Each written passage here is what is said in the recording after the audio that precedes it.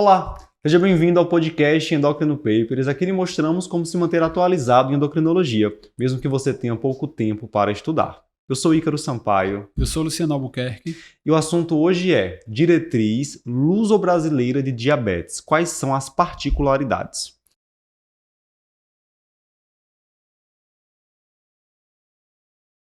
Luciano, agora em 2023 nós tivemos a atualização da Diretriz Luso-Brasileira de Diabetes. Isso aí. E é importante falar dessa diretriz porque algumas mudanças que ocorreram já dão spoiler do que vai mudar aí na diretriz brasileira, a diretriz da SBD de diabetes em 2024. Então a gente vai nesse podcast discutir quais são as principais diferenças, as principais mudanças dessa diretriz luso-brasileira 2023. Certo? Certo. Vamos lá.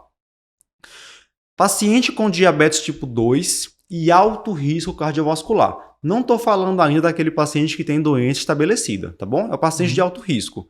Já tem hipertensão, dislipidemia, obesidade. O que é que muda na diretriz luso-brasileira para tratamento desse paciente?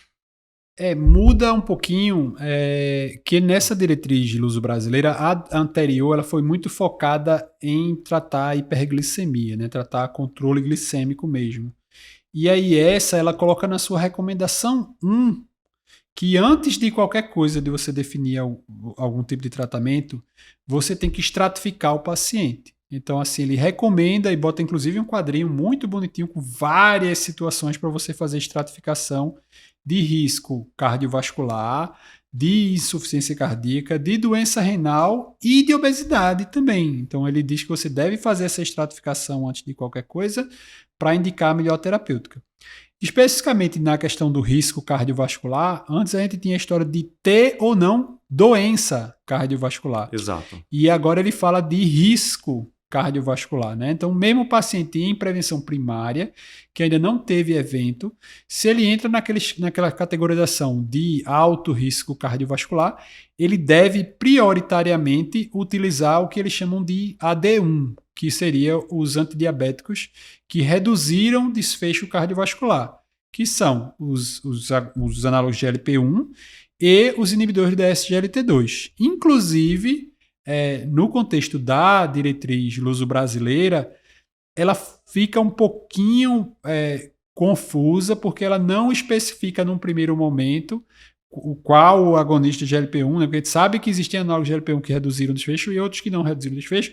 Ela não especifica num primeiro momento, depois lá durante o texto você vai ver que ela bate mais em cima de liraglutida, semaglutida e dulaglutida, que realmente tem mais evidência de redução de desfecho, né? Então ele muda isso.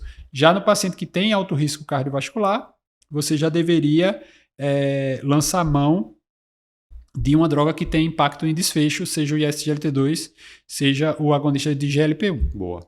Então, ela traz essa novidade, né? Foge desse modelo focado apenas em glicose, que a gente tinha visto na diretriz anterior, e segue aquilo que o guideline da ADA do início do ano já trazia, né? Da gente pensar inicialmente no risco cardiovascular desse paciente, mesmo que ele não tenha doença estabelecida. Isso. E pensando no paciente que já tenha doença aterosclerótica estabelecida, certo? Paciente com histórico de infarto, paciente com angina, histórico de AVC. Qual é a recomendação dessa diretriz? Aí ele já joga mais ainda, claro, que se ele tem doença cardiovascular estabelecida, ele deve utilizar GLP-1 ou SGLT2. É uma recomendação muito parecida com a anterior. O que é que muda? É que nesse paciente em prevenção secundária, você teria um nível de evidência maior em relação a indicar um desses agentes, inclusive indicar um desses agentes como primeira linha, já de cara, né? Assim, a gente sabe que tem a história da metformina. Sem obrigatoriedade da metformina, isso, né? Como você cai nessa recomendação maior de que esse paciente realmente tem um risco bem maior de evento, aí você deveria priorizar, sem dúvida, um desses agentes ou até os dois em associação.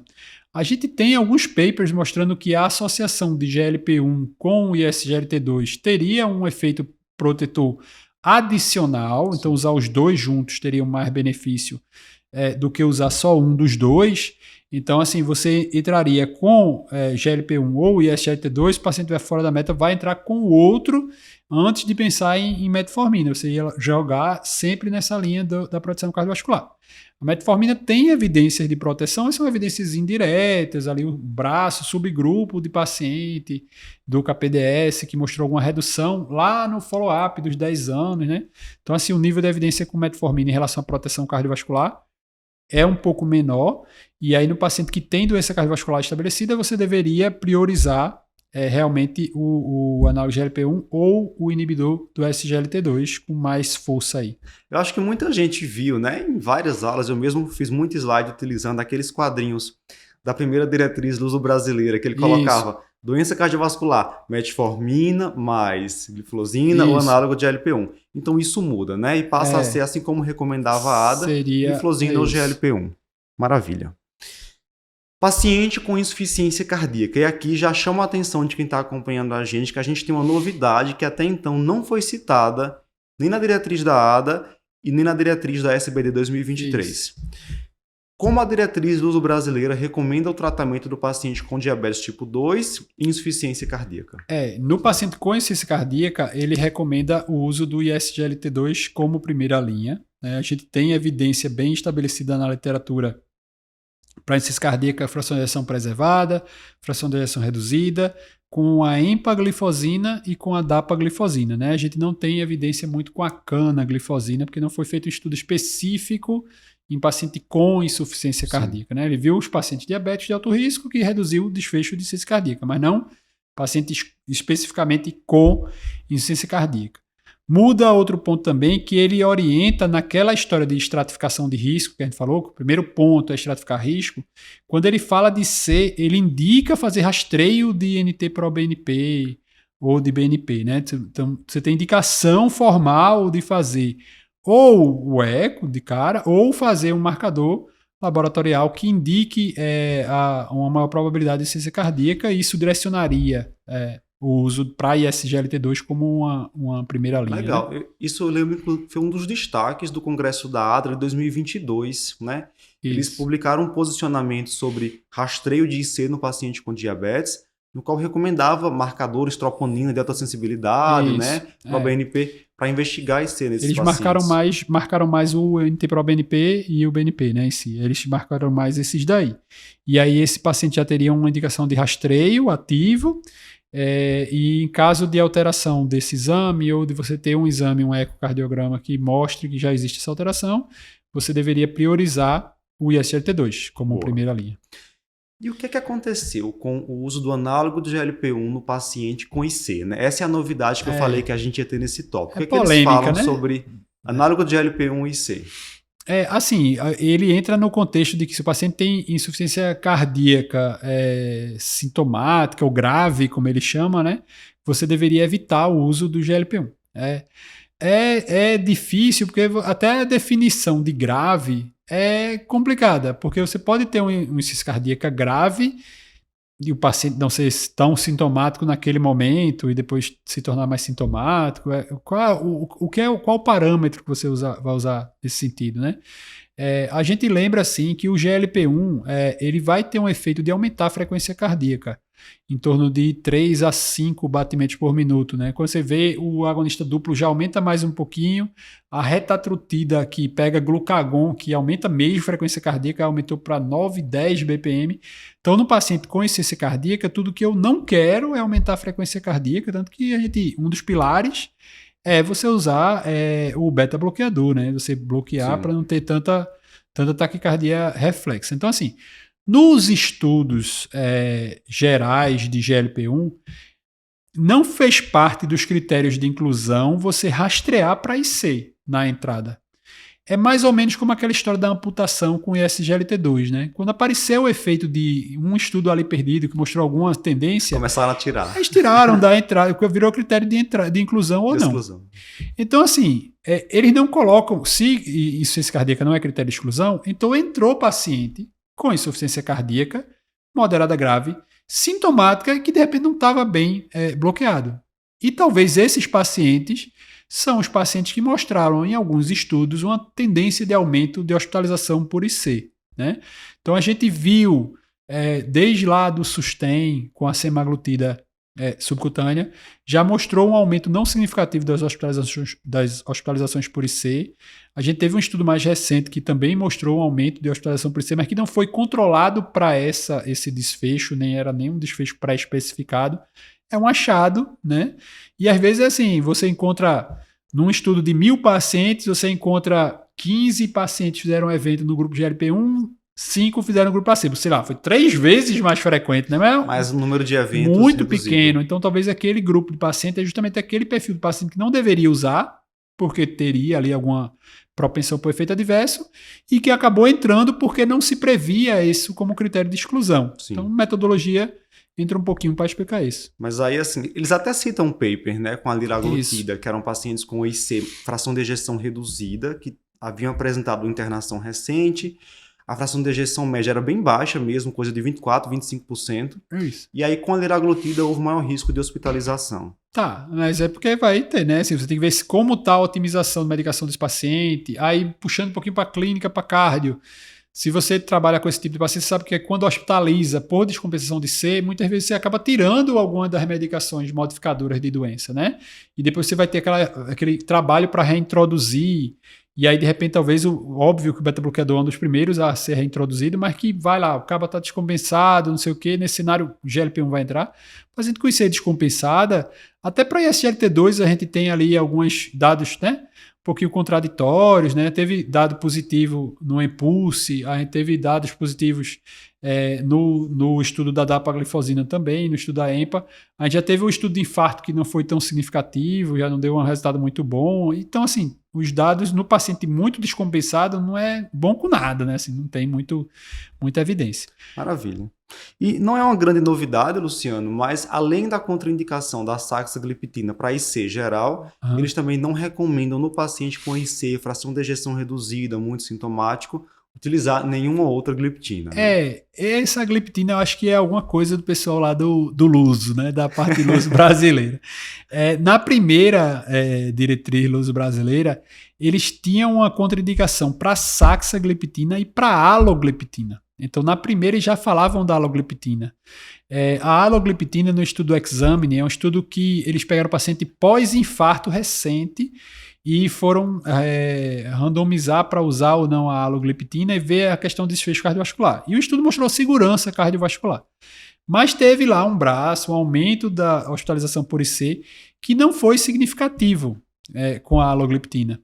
E aí eles colocaram como contraindicado, meio generalizando ali, saxa, alo e pioglitazona, né? Que a gente sabe que a pioglitazona também tem esses efeitos no paciente que tenha IC de fracionação reduzida sintomático, né? Tem até estudo com pioglitazona em paciente assintomático com fracionação preservada. A gente teve, por exemplo, o STEP-HFpEF, que usou semaglutida em pacientes com IC de fracionação preservada e não mostrou nada, mostrou até benefício em relação a sintoma, né? E o paciente obeso, né? Assim, que teve essa situação. Então,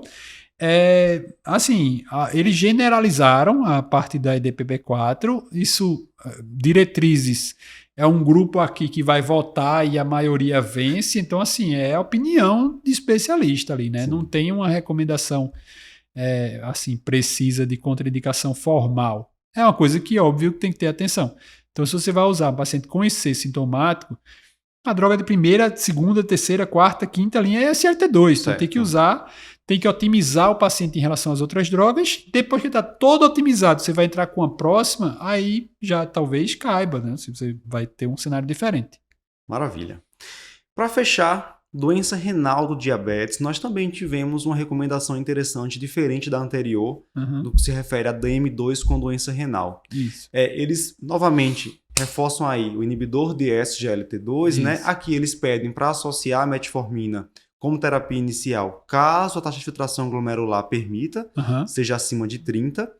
Mas o interessante, Luciano, que eu vi, é que eles citam o análogo do GLP-1, né? De forma sequencial. Se o paciente já está com metformina, inibidor do SGLT2, como uma próxima droga, seria um análogo do GLP-1, principalmente no paciente que tem também obesidade, por ter benefício referente à albuminúria. Isso. Então ele não tem, obviamente, o grau de recomendação de uma gliflozina para doença renal, mas é uma classe que começa a ser mais citada nas diretrizes sobre doença renal do diabetes. Assim, a doença vai ter, inclusive, dois papéis na história, né? O pessoal, quando fala doença renal do diabetes, a gente tem muito aquela questão hemodinâmica, que aí o ISGLT2 tem um efeito preponderante, aquela história das arteríolas aferentes, eferentes, e você usar a IECA com o ISGLT2 para você diminuir a hiperfiltração. Uhum.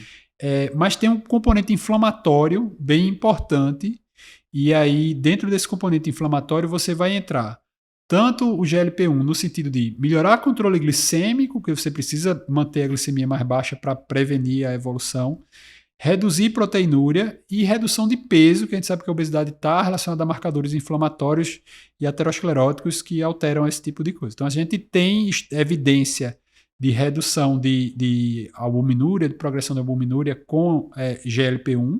Então ele entra bem nesse contexto, né? Eles até fizeram em paralelo, né, assim, a história também da finerenona, que entraria nessa história da doença renal diabética como um efeito também anti-inflamatório, antifibrótico, que a gente sabe que o bloqueio da aldosterona do melanocorticoide teria esses benefícios, né? Então você tem até um paper da Circulation, salvo engano, Diabetes Care, perdão, que ele bota 4 pilares do tratamento e bota o GLP-1 como um potencial pilar, né? Bota o bloqueio do sistema renina-angiotensina com o IECA, o ISGLT2, a finerenona e o quarto pilar, que seria um potencial quarto pilar, o GLP-1. Né? Vamos seguir nessa linha. O GLP-1 tem outros benefícios. Óbvio, se você tiver um paciente renal com obesidade, você pode usar. A metabolização do GLP-1 não depende do rim. Então, assim, a recomendação é usar até 15 de taxa de filtração, mas não por eliminação ou não eliminação, é só porque não tem experiência, né, com taxa de filtração mais baixa. Então, é uma droga segura que você pode usar sem maiores problemáticas, né? Acho que vale a pena. Maravilha. Então esses são os principais destaques da diretriz luso-brasileira. Algum outro ponto que você queira comentar? Acho que isso é o mais importante, né? Os mais importantes são realmente esses, essa mudança de paradigma. O último ponto seria a história da obesidade, né? Eles já estão antecipando a tirzepatida, como tinha ali, mas lembrar que tudo isso é muito temporal, né? Muito marcado por o ano que está se fazendo. Por exemplo, se você for olhar a tirzepatida, quando ele é citado, ele fala sobre o estudo SURPES. Ele não fala sobre SURMOUNT, porque ele ainda não tinha publicação de SURMOUNT. Então, assim, hoje o dinamismo de publicações é muito grande, e a gente está o tempo todo se deparando com novos artigos, e daí a grande dica de vocês acompanharem, né? Assim, a gente tenta trazer as informações novas, acompanha a gente, acompanha a SBD, acompanha a SBEM, acompanha tudo que você possa ter de informação nova para se manter ali minimamente atualizado, pelo menos já ouviu, né? Aí fica mais fácil depois. E por falar em fatos dinâmicos, né? 2023 está acabando, daqui a pouco chega o guideline da ADA 2024. Isso. Já fiquem atentos, porque com certeza vai ter podcast Endocrino Papers resumindo aí as novidades do famoso guideline da American Diabetes Association, né? Principal diretriz mundial quando a gente fala em tratamento de diabetes. Já podem colocar na agenda aí que em janeiro vai sair diretriz podcast Endocrino Papers sobre esse famoso guideline. Até a próxima, pessoal. Tchau, tchau.